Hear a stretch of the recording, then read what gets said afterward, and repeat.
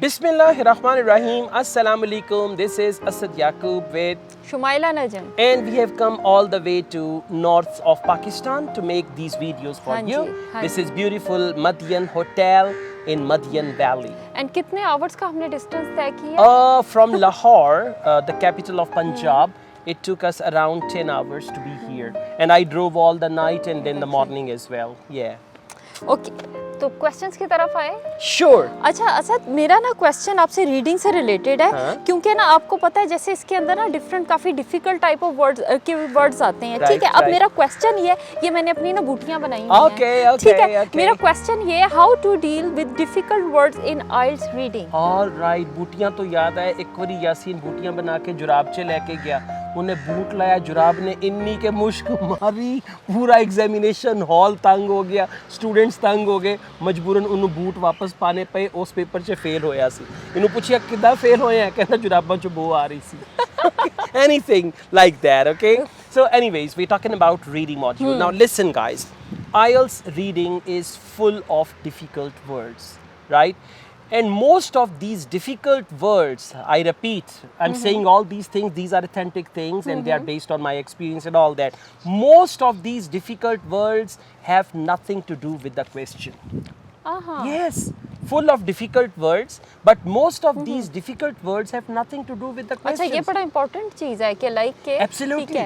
These words are the names of places, scientists, the names of procedures, the names of certain there are certain nouns, right? And there are certain countries, places and all that stuff. So these type of words have got nothing to do.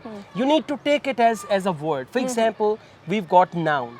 So if you read a word which even sometimes the words are so difficult that students don't know how to pronounce them.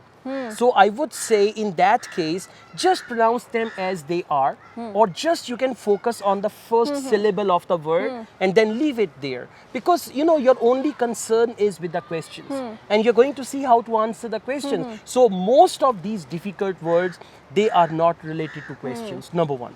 Number two, the difficult words which are related to questions. Now remember, when a word is used in a sentence, it gives its contextual meaning. Because you know, most of the parts of speech we understand. Like commonly we can understand verb, commonly we can understand noun, we can understand adjectives. So these three parts of speech, noun, verbs, adjectives, will help you get to the contextual meaning of the word in the sentence. So you can just guess that contextual meaning. Contextual meaning means in this sentence, number one, what is the function of the word? Now you need to identify that, and you can do that easily. If the word is a noun, you can see it can be the name of a place, person, thing. If the word is a verb, it's going to be an action. If the word is an adjective, it's going to be quality. So this is how once you identify what part of speech the word is, you can easily guess the contextual meaning of that word. So it's not going to be difficult, okay? And mainly focus sentence questions, what the questions are. I mean, I have solved so many reading tests. I would say there is the involvement of only 20-25% of difficult words. Otherwise, answers seem to be easy. Answers seem to be related to the easy. I would not use the word easy words, but the normal words which we use in English language. Yeah. Great. Absolutely. यानी कि हमें focus करना चाहिए कि क्या पूछा है, ना कि लाइक कि हम उसी के गिर चक्कर लगाते रहे डिफिकल्ट वर्ड्स के. Yes, and one more thing, it doesn't mean you don't have to improve your vocabulary. I would say try to capture as many new words as possible from academic reading passages. As you're doing a passage, you come across a new word, underline that word, and later on, after completing that test, you can just see what is the meaning of the word, what part of speech is this word, and then you can do one more thing. You can guess the meaning and you can find the meaning. Right from your mobile, you can have a dictionary, you can find the meaning, you can guess the meaning, and then see, all right, my guess was correct, or my guess was wrong. So this is, I mean, it's IELTS is not something you can do in a day or in a week. It's a process.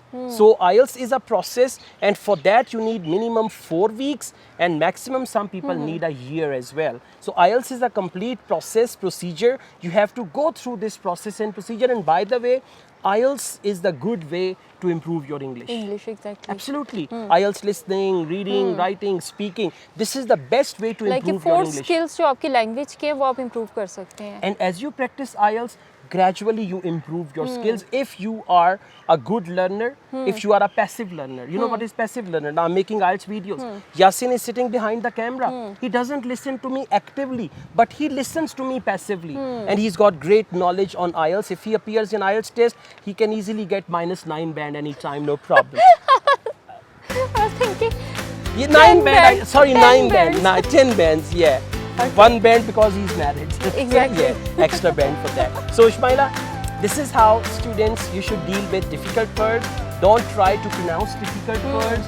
Don't try to read them very carefully. That and they will are not waste your going time. to check your pronunciation in Absolutely, reading. absolutely. So just go on, and once you're going to follow these tips and techniques, you're going to be fine with the new words as well. Great. Thank you. All the best. I also teach IELTS online all over the world and on campus in Lahore. If you want to be the part of my online or on-campus IELTS classes, my WhatsApp number is given. You can contact me for that. Asad Yaqub, and Sumaila Najam. we both wish you best of Best luck of with your IELTS preparation. Take care. Allah Khuda Hafiz. Hafiz.